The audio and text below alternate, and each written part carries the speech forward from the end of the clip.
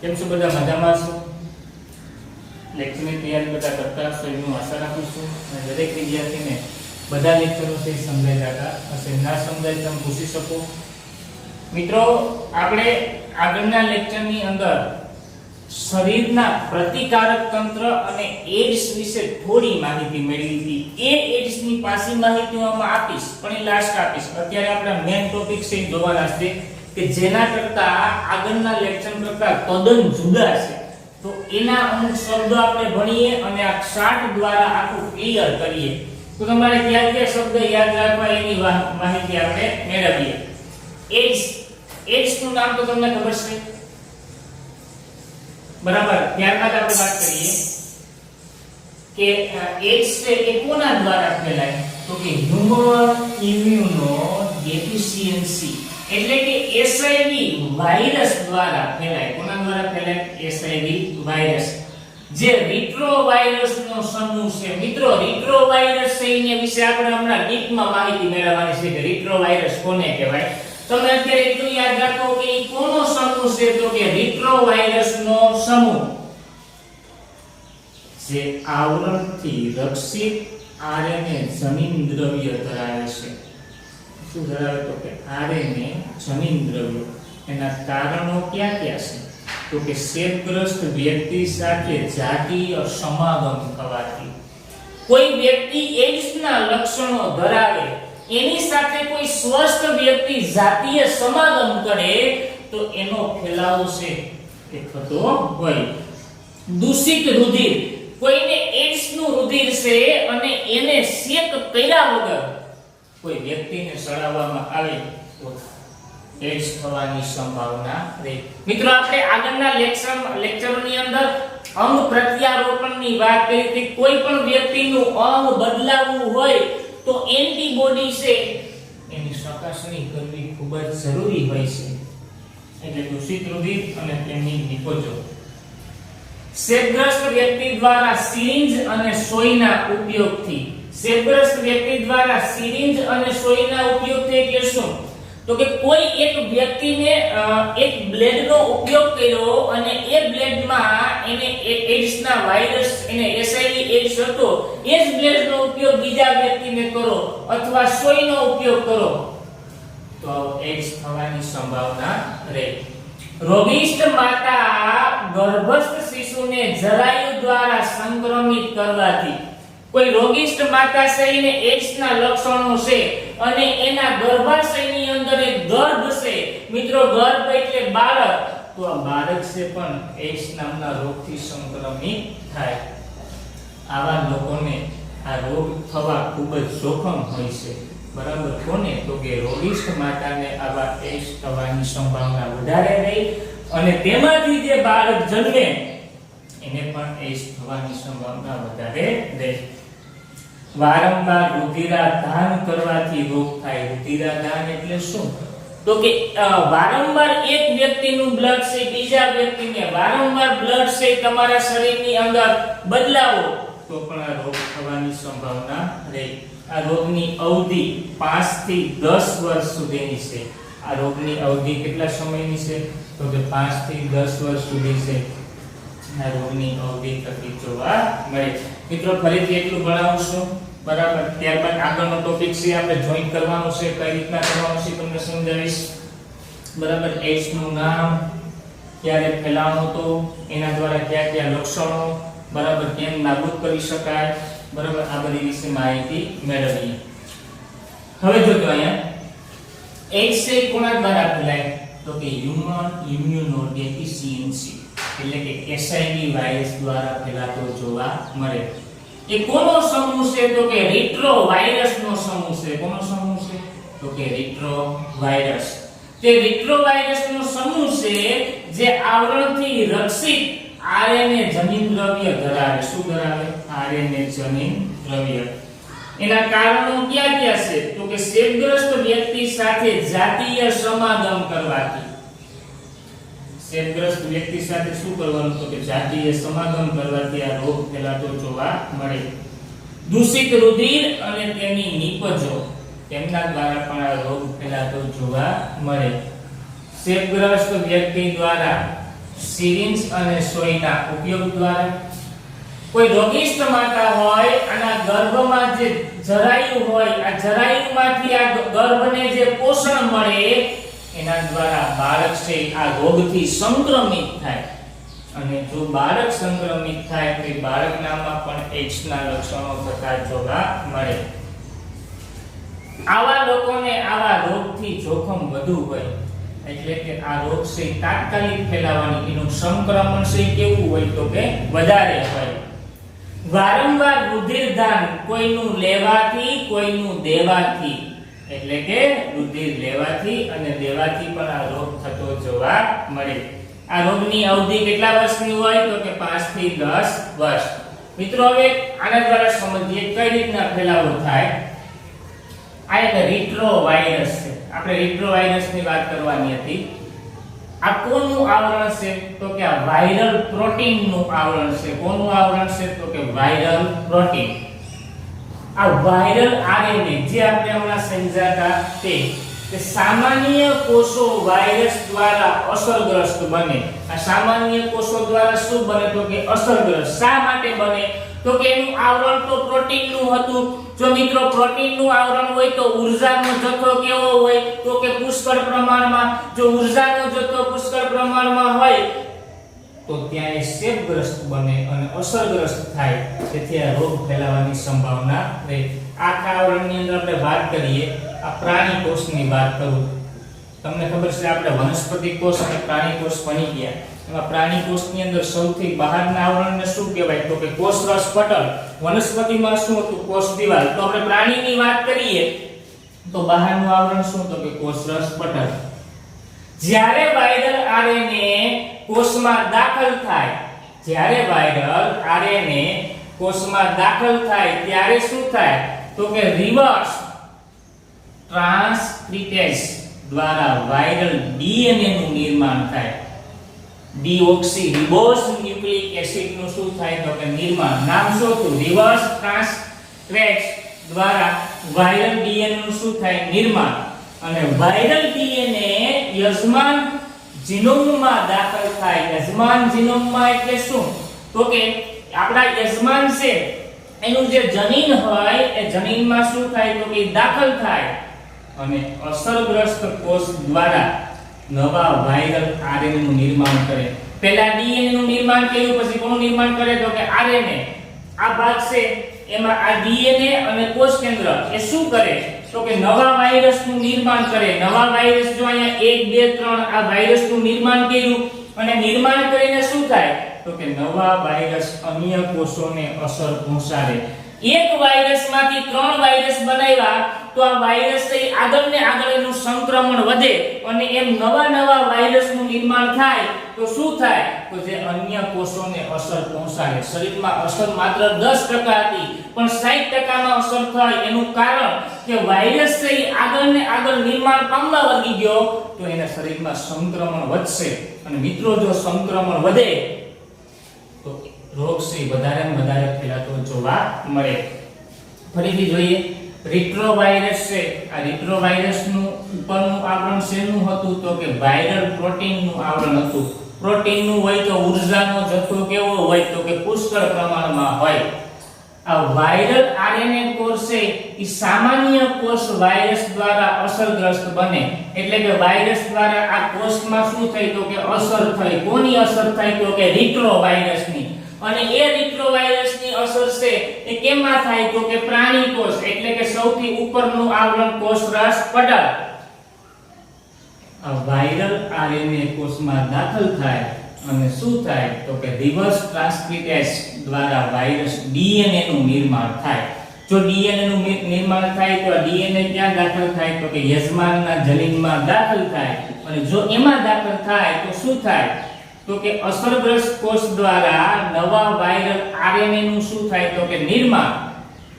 અને નવા વાયરસનું નિર્માણ થાય અને નવા જે વાયરસ બને એ શું કરે તો કે નવા વાયરસ અન્ય કોષોને અસર પહોંચાડે. જે અન્ય કોષો હતા એનામાં શું કરે તો કે અસર પહોંચાડે. તો મિત્રો તમને ફરીથી આ ટોપિક સમજાવું છું. AIDS human immuno deficiency SIV virus દ્વારા ફેલાય. જે રિટ્રોવાયરસનો શું છે તો કે સમૂહ. અને ત્યારબાદ જે આવરણથી રક્ષિત આરએનએ જનીનદ્રવ્ય ધરાવે છે તેના કારણો ક્યાં ક્યાં હતા તો કે ચેપગ્રસ્ત વ્યક્તિ સાથે જાતીય સમાગમ, દૂષિત રુધિર અને તેમની નિકોજો, ચેપગ્રસ્ત વ્યક્તિ દ્વારા ફેલાય, સિરિંજ અને સોયના ઉપયોગ દ્વારા, રોગિષ્ઠ માતાના ગર્ભસ્થ શિશુને જરાયુ દ્વારા સંક્રમિત કરવાથી. આવા લોકોને આ રોગ થવું ખૂબ જ કેવું હોય તો કે જોખમ. વારંવાર રુધિરદાન કરવાથી આ રોગનો ફેલાવો ખૂબ જ વધારે થાય છે. આ રોગની અવધિ 5 થી 10 વર્ષની હોય છે. કેટલા વર્ષની હોય તો કે 5 થી 10 વર્ષ. હવે મિત્રો આપણે આગળના લેક્ચરમાં જે ટોપિક જોઈએ તો એ જ ટોપિક પાછો આ લેક્ચરની અંદર ભણવો પડશે. એનું કારણ શું કે આ જ લેક્ચરની અંદર એટલે કે આ જ પ્રશ્નમાં એ ટોપિક આપણે લખવાનો છે.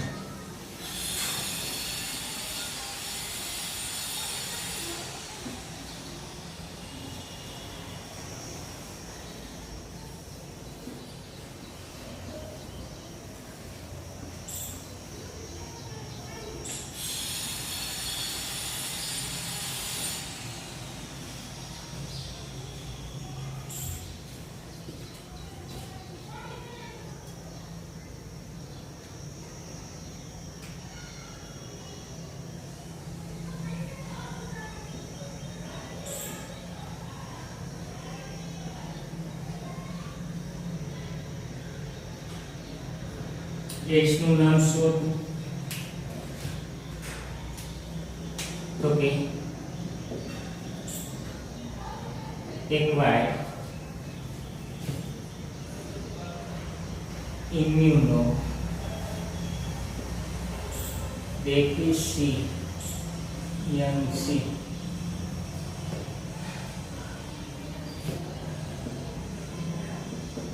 સિન્ડ્રોમ. શું હતું? Acquired immuno deficiency syndrome. હવે મિત્રો આ રોગ કોના દ્વારા ફેલાતો તો કે આ રોગ છે એક પ્રતિકારક તંત્રની ઉણપના કારણે. કોના કારણે તો કે પ્રતિકારક તંત્રની ઉણપના કારણે. હવે આ રોગનો ફેલાવો ક્યારે થયો હતો તો કે ઈસવીસન 1981 માં સૌપ્રથમ આનો ફેલાવો જોવા મળ્યો હતો.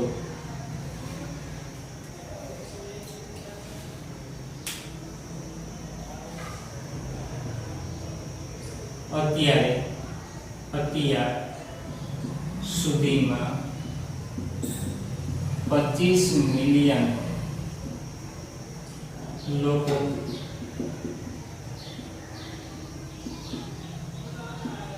મૃત્યુ પામ્યા છે.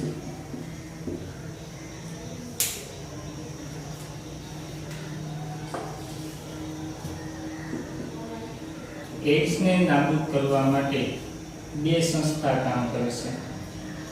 એક WHO NSC. WHO શું તો કે world health organisation, national AIDS control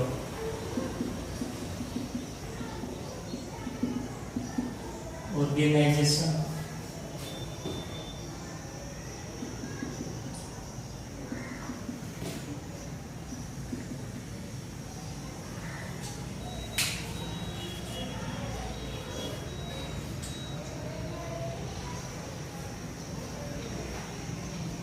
હવે તેમનો ફેલાવો કઈ રીતના થાય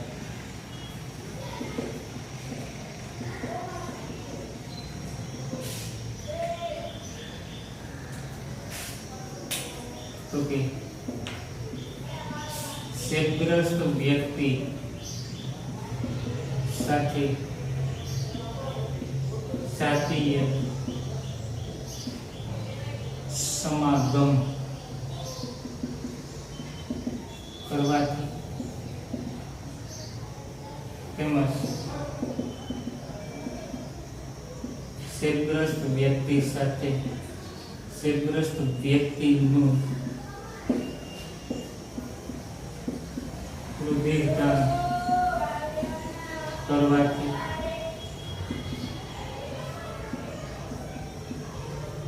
ચેપગ્રસ્ત વ્યક્તિની સોયનો ઉપયોગ કરવાથી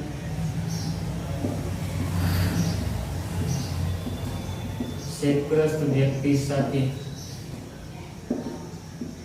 ચુંબન કરવાથી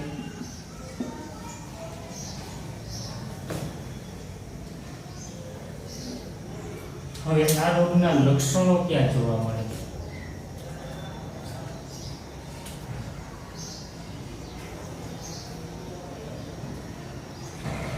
ફેલાવો.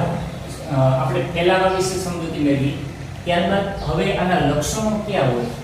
તો કે પ્રજનન અંગોમાં ખંજવાળ આવવી,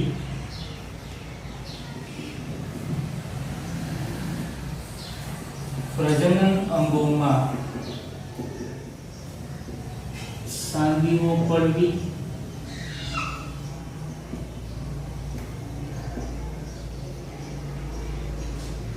ત્યારબાદ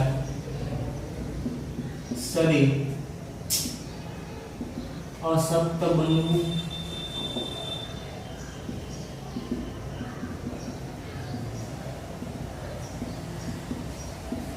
શરીરમાં કમજોરી આવવી,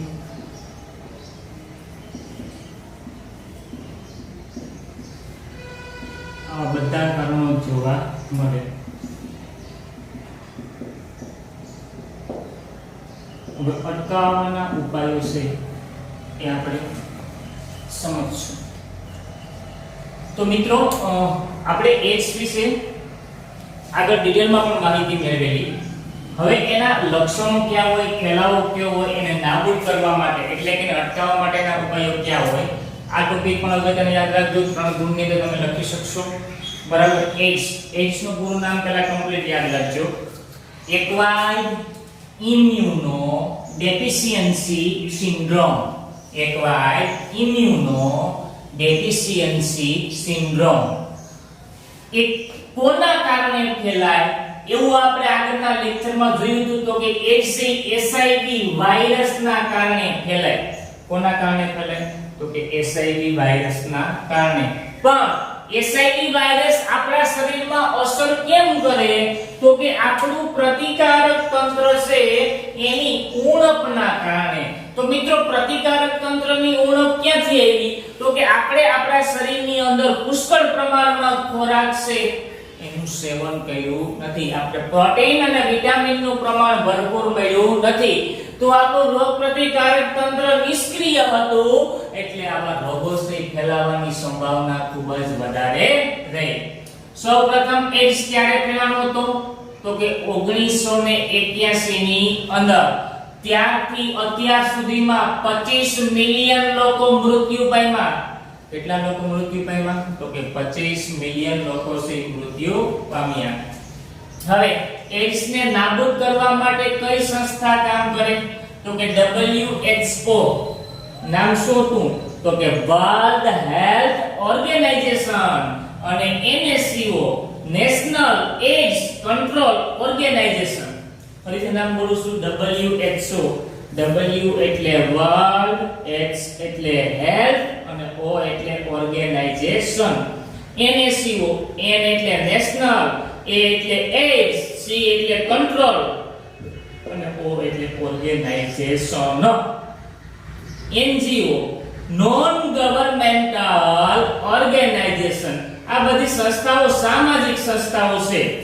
એ એડ્સ ને નાબૂદ કરવા માટેના સઘન પ્રયાસ કરી રહી છે.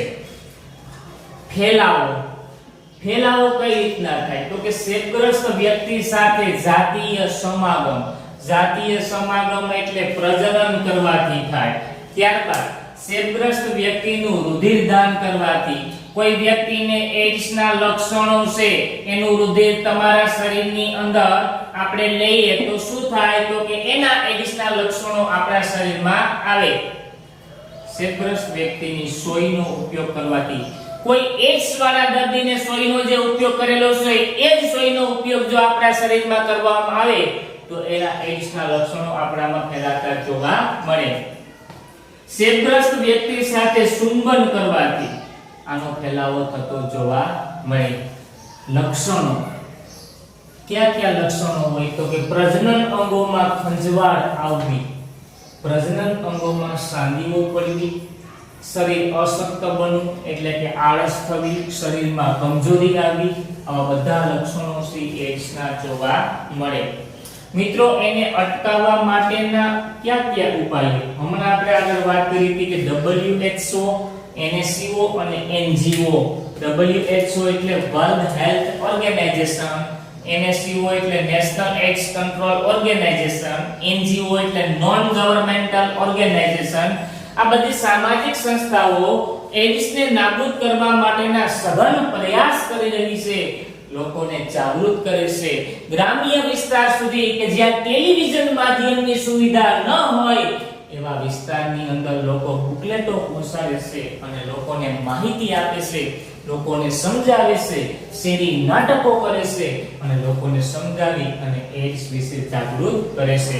ત્યારબાદ આપણે આગળ જોઈએ તો કે ગામડાની જાહેર દિવાલો ઉપર પોસ્ટર લગાડે છે. આમ દૂરદર્શન, ટેલિવિઝન માધ્યમ દ્વારા એઇડ્સને નાબૂદ કરવા માટેના સઘન પ્રયાસો કરી રહ્યા છે. બરાબર. તો મિત્રો, આ 3 ગુણનો ખૂબ જ ઇમ્પોર્ટન્ટ અને આઈએમપી પ્રશ્ન હતો. આ પ્રશ્ન ફરીથી એક વખત તમને સમજાવું છું. બરાબર. આ પ્રશ્ન કમ્પ્લીટ દરેક વિદ્યાર્થીના લેક્ચરની અંદર કમ્પ્લીટ થઈ જવો જોઈએ. એઇડ્સ નું પૂરું નામ શું હતું? તો કે એક્વાયર્ડ ઇમ્યુનોડેફિશિયન્સી સિન્ડ્રોમ. એ કોના કારણે થતું હતું? તો કે પ્રતિકારક તંત્રની ઉણપના કારણે. એઇડ્સ નું પૂરું નામ એક્વાયર્ડ ઇમ્યુનોડેફિશિયન્સી સિન્ડ્રોમ. એ કોના કારણે થતું હતું? તો કે પ્રતિકારક તંત્રની ઉણપના કારણે. ઈસવીસન સૌપ્રથમ આ રોગ ક્યારે ફેલાયો હતો? તો કે ઈસવીસન 1981 ની અંદર. અત્યાર સુધીમાં 25 મિલિયન લોકો મૃત્યુ પામ્યા. એઇડ્સના કારણે કેટલા લોકો મૃત્યુ પામ્યા? 25 મિલિયન લોકો. એઇડ્સને નાબૂદ કરવા માટેની 3 સંસ્થા સઘન પ્રયાસ કરી રહી છે. એક WHO, world health organisation, NACO, national AIDS control organisation, NGO, non governmental organisation. આ બધી સામાજિક સંસ્થાઓ છે એઇડ્સને નાબૂદ કરવા માટેના સઘન પ્રયાસ કરી રહી છે. હવે એનો ફેલાવો કઈ રીતે થાય? તો કે ચેપગ્રસ્ત વ્યક્તિ સાથે જાતીય સમાગમ કરવાથી. કોઈ ચેપગ્રસ્ત વ્યક્તિ હોય એની સાથે પ્રજનનની ક્રિયા કરવાથી આ રોગ ફેલાવાની સંભાવના રહે. ચેપગ્રસ્ત વ્યક્તિનું રુધિરદાન કરવાથી. રુધિરદાન કરવાથી મતલબ શું? તો કે કોઈને એઇડ્સના લક્ષણો છે એનું રુધિર લેવાથી અથવા કોઈ વ્યક્તિને દેવાથી આ રોગનો ફેલાવો થતો જોવા મળે. ચેપગ્રસ્ત વ્યક્તિની સોયનો ઉપયોગ કરવાથી. ચેપગ્રસ્ત વ્યક્તિની સોયનો ઉપયોગ કરો તો પણ આ રોગ ફેલાવાની સંભાવના રહે. ચેપગ્રસ્ત વ્યક્તિ સાથે ચુંબન કરવાથી પણ આ રોગનો ફેલાવો થતો જોવા મળે. લક્ષણો ક્યાં ક્યાં હોય? તો કે પ્રજનન અંગોમાં ખંજવાળ આવવી, પ્રજનન અંગોમાં સાંધીઓ પડવી, શરીરમાં અશક્ત બનવું એટલે કે કમજોરી આવવી, આળસ થવું. આ બધા લક્ષણો કોના છે? તો કે એઇડ્સના લક્ષણો છે. એને અટકાવવા માટે શું ઉપાય કરી શકો? તો કે 3 સંસ્થાઓ અગત્યનો ભાગ ભજવે. એક NACO, બરાબર, એટલે કે NACO, national AIDS control organisation, એક WHO, વર્લ્ડ હેલ્થ ઓર્ગેનાઇઝેશન અને NGO, નોન ગવર્નમેન્ટલ ઓર્ગેનાઇઝેશન. આ બધી સામાજિક સંસ્થાઓ છે મિત્રો. આ સંસ્થાઓ છે એ એડ્સને નાબૂદ કરવા માટેના સખત અને સઘન પ્રયાસ કરી રહી છે. કોઈ ગ્રામ્ય વિસ્તાર હોય કે જ્યાં ટેલિવિઝન માધ્યમ શક્ય નથી એવા વિસ્તારની અંદર બુકલેટો પહોંચાડી અને એડ્સને નાબૂદ કરવા માટેના સઘન પ્રયાસ કરી રહી છે. ત્યારબાદ શેરી નાટકો લોકોને સમજાવી બરાબર અને આ રોગને નાબૂદ કરવા માટેના સઘન પ્રયાસ કરી રહી છે. ત્યારબાદ ગ્રામ્ય વિસ્તારની અંદર જાહેર દિવાલો ઉપર પોસ્ટર લગાડી અને લોકોને જાગૃત કરે જેથી લોકો એડ્સ થી બચી શકે. તો વિદ્યાર્થી મિત્રો, આજના લેક્ચરની અંદર આપણે એડ્સ ની ઘણી બધી માહિતી મેળવી અને એડ્સ ની આ બધી માહિતીઓ છે બરાબર એ ખૂબ જ અગત્યની છે બરાબર. કારણ કે આ લેક્ચરની અંદર આપણા શરીરના અમુક સ્વાસ્થ્ય નામ છે માનવ સ્વાસ્થ્ય અને રોગો, એમાં ઘણા બધા ટોપિક ભણ્યા. એમાં સૌથી અગત્યનો ટોપિક આ એડ્સ છે. કારણ કે અત્યારે લોકો આનાથી ખૂબ જ વધારે પીડાય છે. તો એને નાબૂદ કરવા માટેના ઉપાયો પણ આપણે ભણ્યા છે. લોકોને કઈ રીતના જાગૃત કરવા બરાબર. તો આજના લેક્ચરની અંદર આ લેક્ચર દરેક વિદ્યાર્થીએ કમ્પ્લીટ સમજી અને વર્ક કરી લેવું અને આગળના નેક્સ્ટ લેક્ચરની અંદર બરાબર આપણે આગળના ટોપિક વિશે ચર્ચા કરશું. તો કે અસ્તોત